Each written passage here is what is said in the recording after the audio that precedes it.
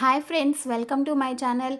మామిడికాయ కాలంలో మామిడికాయ పచ్చడి చేసుకుంటే మనం తర్వాత చేసుకోవాలన్నా అంటే నిల్వ పచ్చడి చేసుకోగలం, కానీ అప్పటికప్పుడు చేసుకుని తినే ఫ్రెష్ పచ్చడి అయితే చేసుకోలేం కదండి.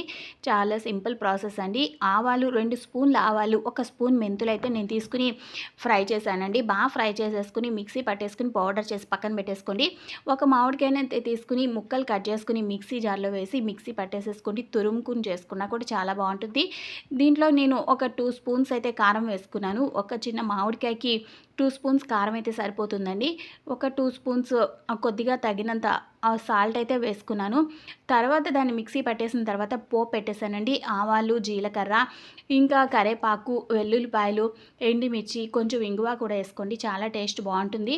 అన్నీ వేసినాక ఇలా అయితే మనం ఆవాలు, మెంతులు మిక్సీ పట్టుకున్న పౌడర్ ఉంటుంది కదండీ, కొంచెం కాబట్టి 1 స్పూన్ వేసాను సరిపోతుంది. కొంచెం ఎక్కువ క్వాంటిటీ చేసుకుంటే కనుక 2 స్పూన్స్ అలా వేసుకోండి మెంతి పొడి. అది చాలా టేస్టీగా ఉంటుందండి. మన టిఫిన్‌లోకైనా, రైస్‌లోకైనా, దేంట్లోకైనా బాగుంటుంది. ప్లీజ్ లైక్ చేసి సబ్స్క్రైబ్ చేయండి. Thank you.